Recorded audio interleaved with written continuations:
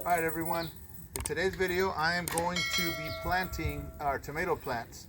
We've just prepared the garden, so if you want to check that video out, it's called How I Prepare My Rows for Planting. You can check that video out. We just finished doing that, but I want to cover the plants now before I take them to the garden. So first and foremost, I grow everything from seed. I used to buy my plants, but number one, it's pricey, and the way the plants have gotten so expensive, it's not feasible for me. So I can buy one plant for, I think they're $6.98, right? Small plant. Or I can buy a packet of seeds, or a few packets of seeds, and one packet of seeds will give me 10, 20, 15, 20 plants. So for me, I just grow everything from seed. The only thing you have to be is you got to be a little bit on top of your game. So you got to do everything ahead of time. If you're in a pinch and it's late, just go get them at the store, no problem. But all of these I grew from seed, and as you can see, it's not a perfect world, so sometimes everything doesn't grow. Here, half of this is watermelon, the other half is cantaloupe. Sometimes they just don't grow.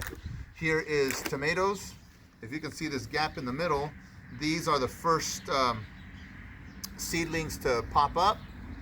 The birds saw that. It was probably the most green thing they'd seen all season, and they came and ate a bunch of them. So it's not a perfect world. The reason I plant so many of these is just because things happen. You put them in the ground and a gopher shows up and takes out 2 or 3. It's the real world, folks. So, but once our plants have grown a certain amount, they're ready to go. But the one thing I do check for is I want to make sure that my plants have enough roots. So I check for the roots, because if I try to take them out too early and the roots haven't developed in these little cells here, then when I go to push them out, they'll just kind of crumble. So now I got bare roots, and it's not that the plant won't grow, it just stuns the plant to where now it can't just focus on growing, it's got to focus on getting established, going through shock. It goes through this little process, and it kind of holds them back. So once they're ready to go, let me show you. So the first thing you look for is you want to make sure that the roots are developed.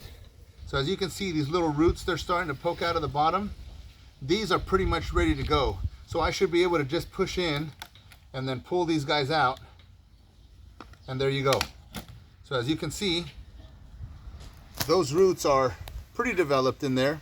So when you put these into the ground, they don't go through that giant shock process, because they are the root ball is developed already. So some of this stuff might crumble off, but those roots are holding that dirt together, so you can just transfer them into the ground, and they'll be good to go. So you want to look for that size. They can get a little bit bigger than this, but what ends up happening when they get too much bigger, the roots will really extend out. So when you go to pull them out, you're ripping off roots, which doesn't really bother them too much, but then those little roots tend to want to hang on, and then you'll start ripping them out, and there's a point where you have them in here too long. So you want to get them to the ground as soon as they're ready. So and that's with all of these. Let me show you the melons here, the cantaloupe, the watermelons I should say. See those?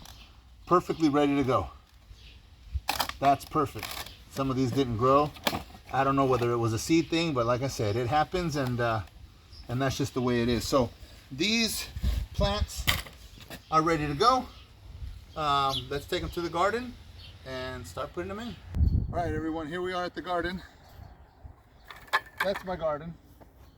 Again, I already prepared the rows. Next thing I'm going to do is I am going to mark how I'm going to put my tomatoes out. I'm going to put them 2 feet apart. I used to do 18 inches, but I got so much room, and it's kind of a hassle because everything will grow together. I'm going to put them 2 feet apart this time. So I have a little bit of extra room, and everything isn't so crowded. So I'm going to stretch this out. I've already have my tape there. You don't have to do this. I'm going to say this. Rows, don't care if they're crooked or straight. it doesn't matter. The plant doesn't care. However, I'm gonna see this from Google Maps probably, and the last thing I want is my rows to be crooked. So it's just a, I don't know. I just want it to look good. So I'm gonna stretch this out all the way to the end.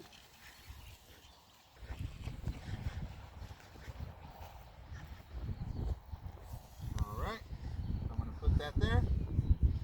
Now, I'm gonna mark every 2 feet. So I'm gonna mark. I've decided that I'm gonna start my first plant 3 feet away from the end there. So I'm gonna go every 2 feet. 3, 5.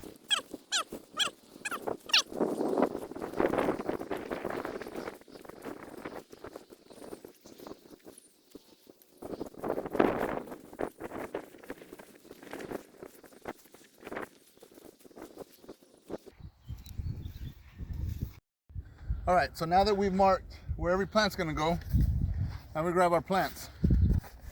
Oh, before I did this, I had a few strawberries, so yeah, they're really, really good. So I suggest you grow some strawberries, and as a matter of fact, I have a video for that. So if you're curious how to grow strawberries, that's what they turn into. We've been eating strawberries for the last month or so, and they are delicious. Check that video out. Anyway, so these are my plants here. I planted a few different things, as you can see, but not everything took off. I got my Romas here. These are all Romas, but not everything takes all the time, and that's just the way it works. So whether it's due to gardener error or simply the seed was no good, I don't know, but it happens. Anyway, these little Romas here, I'm gonna put in the ground.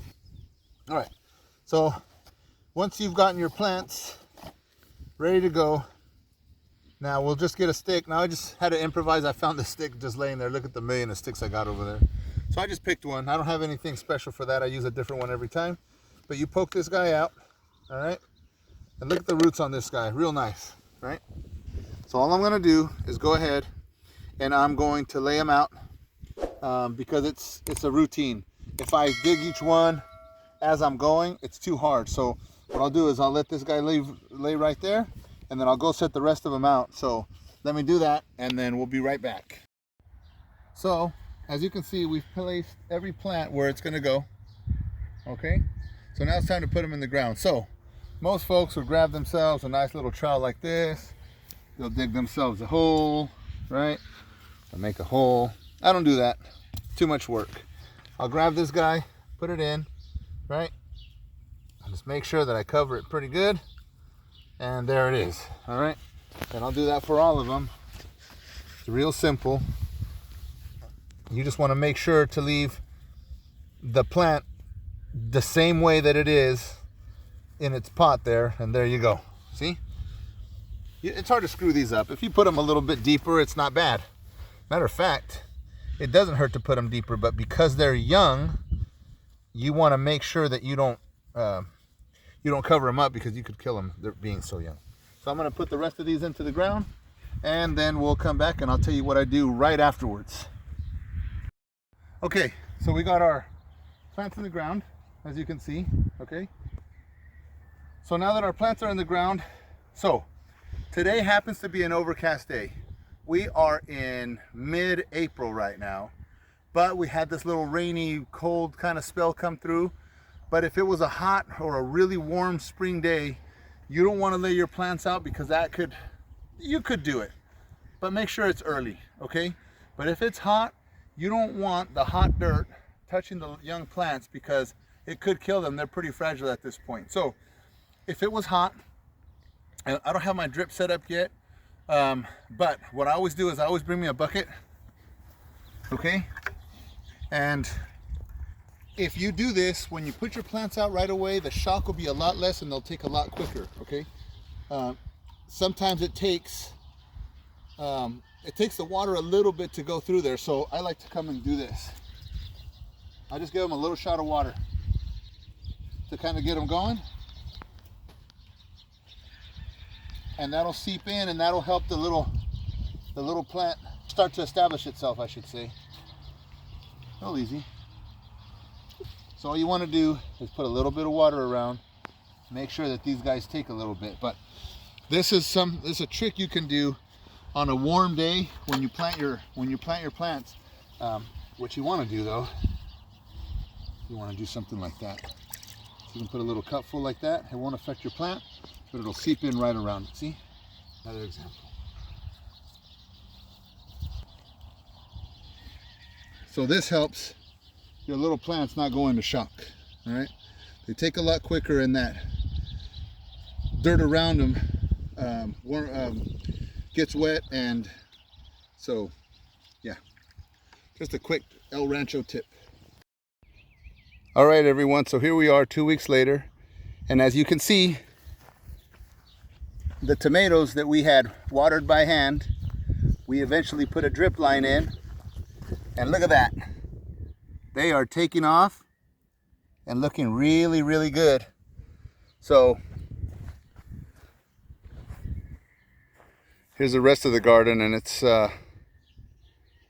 starting to look like a real garden. All right, everybody. I hope you enjoyed this video. If you're curious how I put this drip line in, feel free to check out the video, how to install drip line, and watch for future videos on these tomatoes as I give you some tips and tricks on what I do as they grow. If you enjoyed this video, please like and subscribe, and as always, thank you for watching.